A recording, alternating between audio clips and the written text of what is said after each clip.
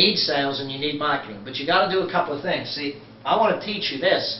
I want to teach you the action view that every dollar out should produce more dollars in. If you're doing your sales and marketing properly, it's an investment now. It's no longer an expense to you.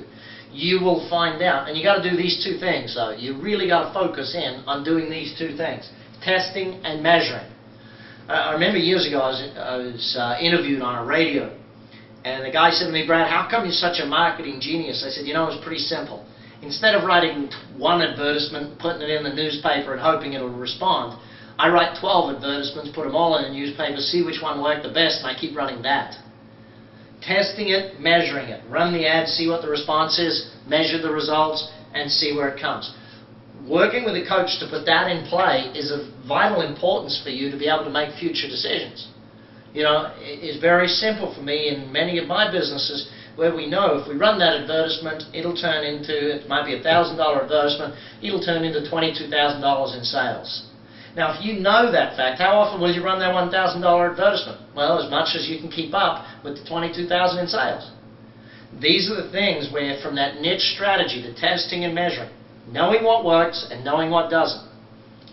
I know in my Instant Cash Flow book we have 228 strategies that you can use to boost the bottom line of any company. Now, my guess is you're not using 228 different strategies.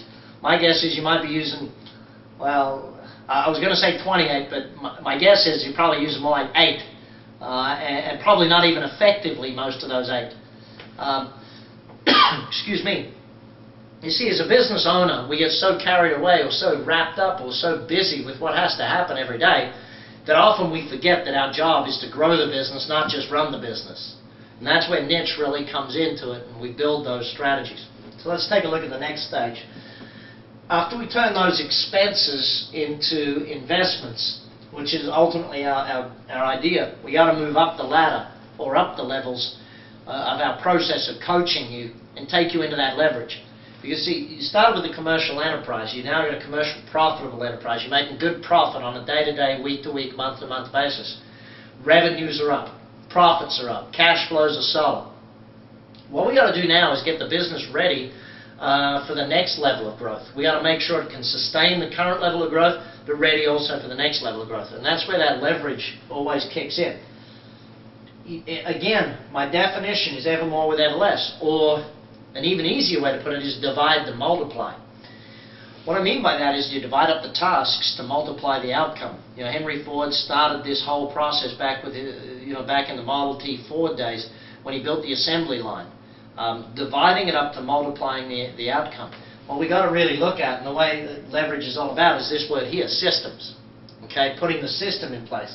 And as you'll see on the screen right now, system stands for saving yourself time, energy, and money.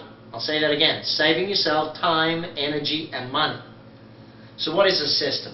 Systems is where you document, videotape, photograph, audio record, whatever it is you need to do to put it down on paper or on film or on disc. What happens within a company in a certain area?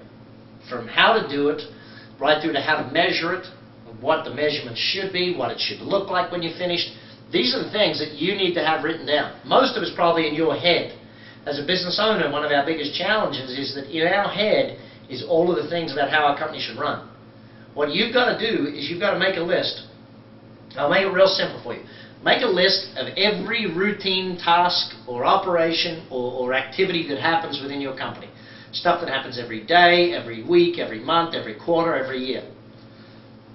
Once you got that list, turn that list in and divide it up. What are daily, weekly, monthly, quarterly tasks?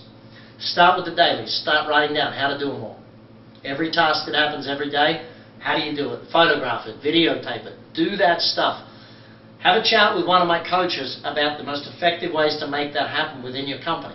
But, once again, this is step 4 up our ladder. We're not doing step 1 here. This is step 4. Let's get the first 3 steps in play and then do this in step 4.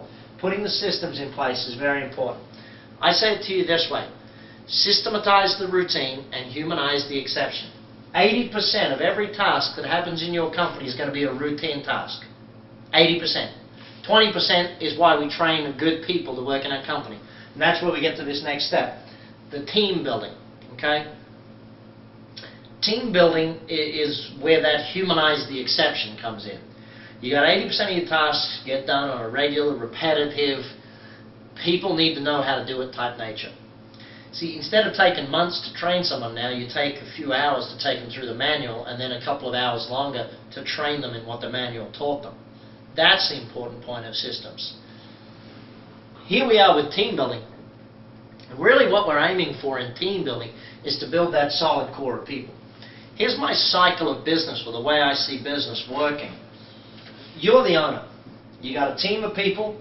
Not only you got a team of people, you got customers, but you also got over here the business itself. So your job as the owner is to take care of which one of those three? Yeah, I know. You're answering all three. Or somewhere in there you're answering all three.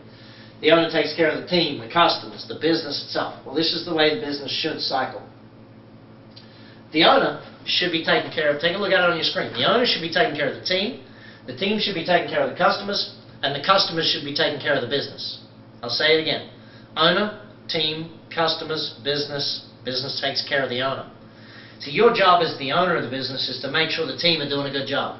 How do you do that? You give them effective training, effective systems, effective tools to use in their workplace. The team then reflects that by working well with the customers, serving them well, helping them buy, all those things. The customers then do real well by reflecting that back and taking care of the business, spending more money, coming back more often, giving you referrals. And then ultimately, the business takes care of you as the owner. That's the cyclical effect. The challenge is most of you are so busy trying to do all three that you're not working on the area you're focused on, therefore it doesn't ever get into that cyclical effect. So instead of spiraling up, yours is spiraling down.